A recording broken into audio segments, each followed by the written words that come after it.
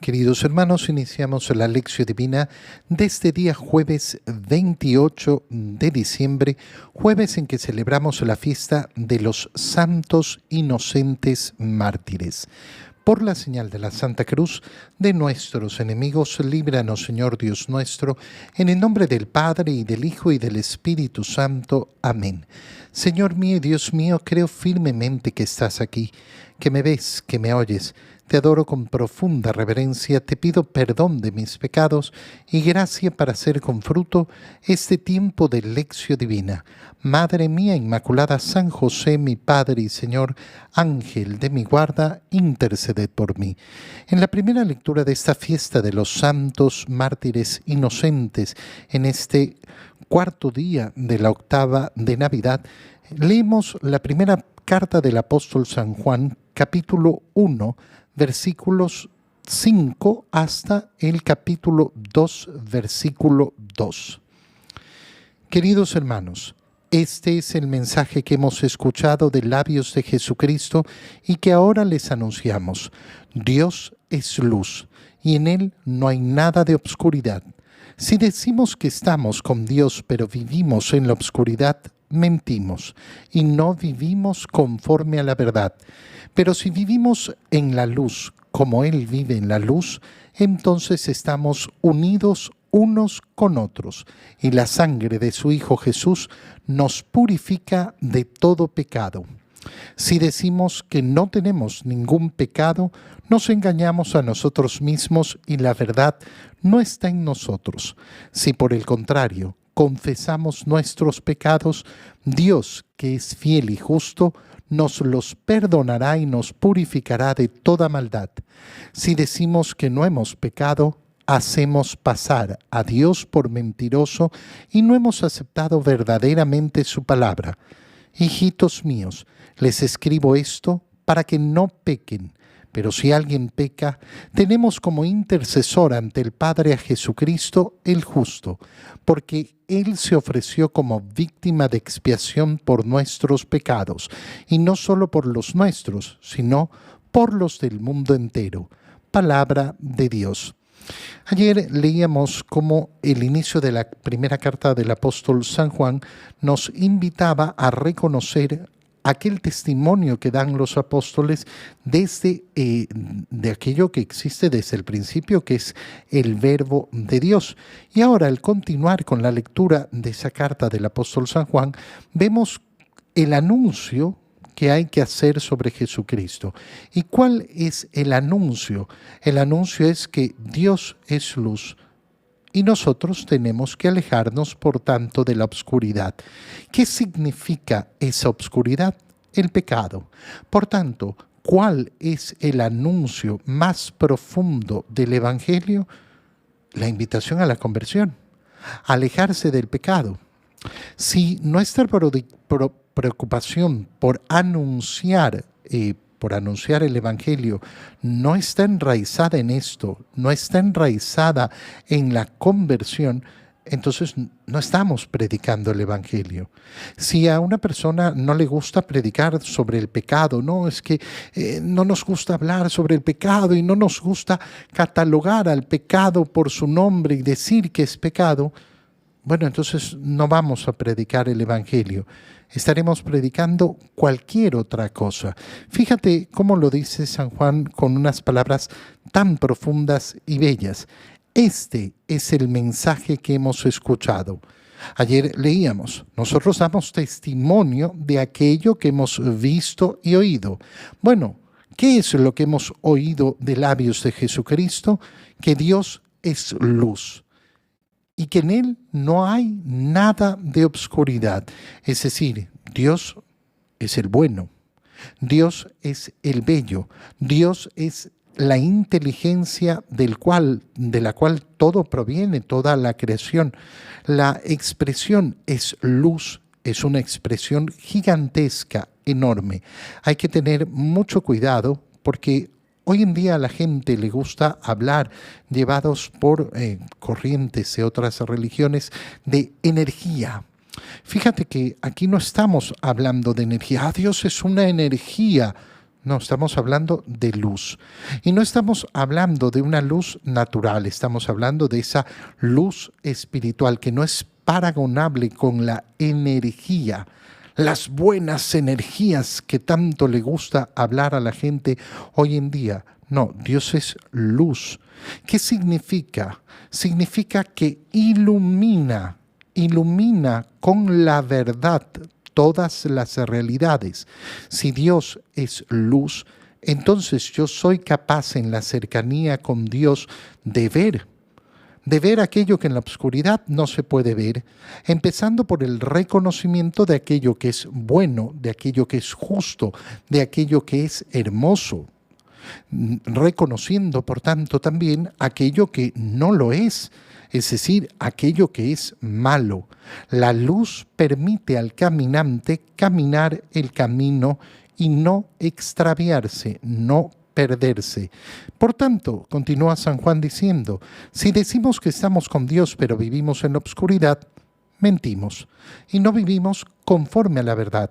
Y la vida del cristiano es vivir conforme a la verdad, no alejarse de ella.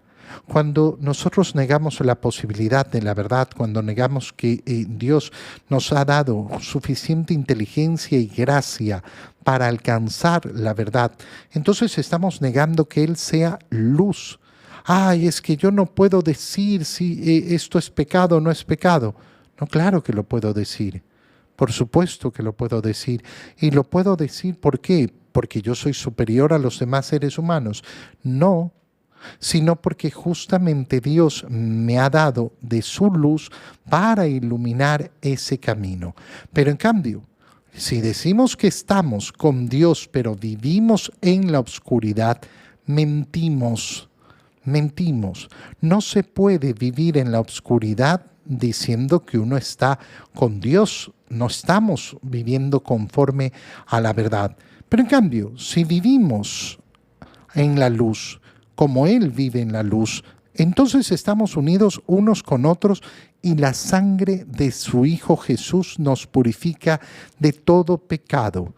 La luz que ilumina la conciencia para reconocer lo bueno y lo malo.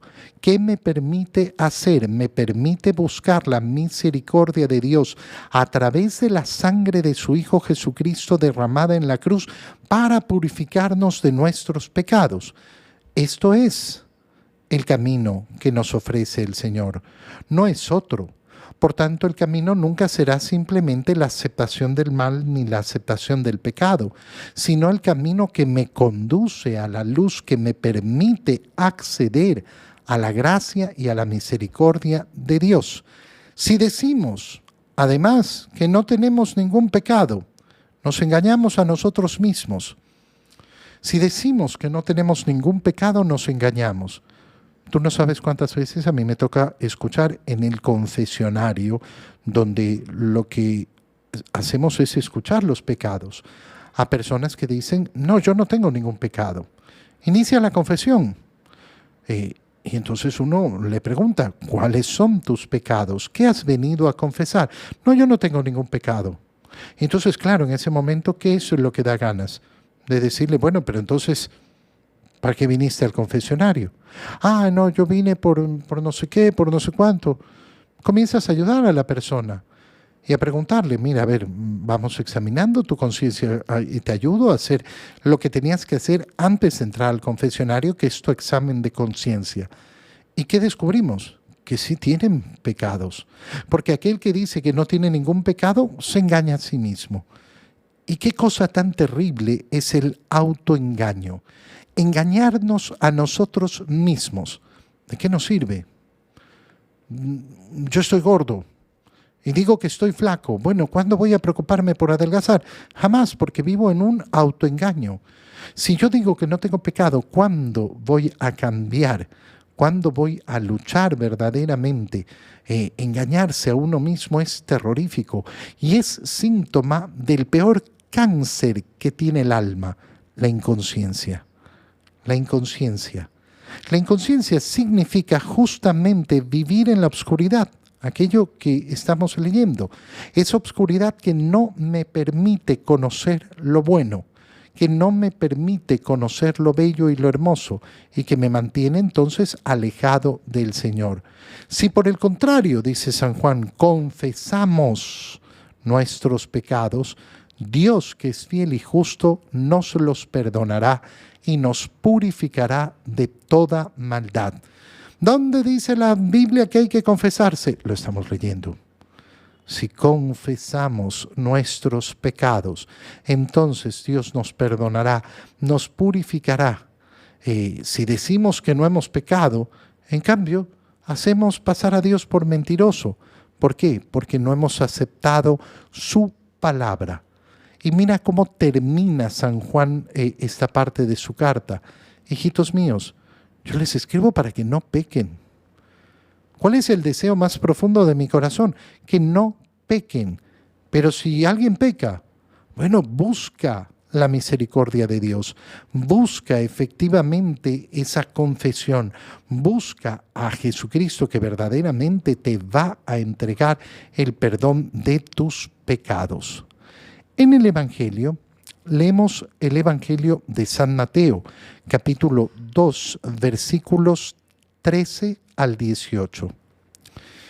Después de que los magos partieron de Belén, el ángel del Señor se le apareció en sueños a José y le dijo: levántate, toma al niño y a su madre y huye a Egipto. Quédate allá hasta que yo te avise, porque Herodes va a buscar al niño para matarlo. José se levantó y esa misma noche tomó al niño y a su madre y partió para Egipto, donde permaneció hasta la muerte de Herodes.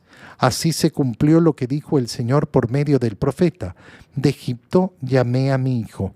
Cuando Herodes se dio cuenta de que los magos lo habían engañado, se puso furioso y mandó matar en Belén y sus alrededores a todos los niños menores de 2 años, conforme a la fecha que los magos le habían indicado. Así se cumplieron las palabras del profeta Jeremías: en Ramá se ha escuchado un grito, se oyen llantos y lamentos. Es Raquel que llora por sus hijos y no quiere que la consuelen porque ya están muertos. Palabra del Señor.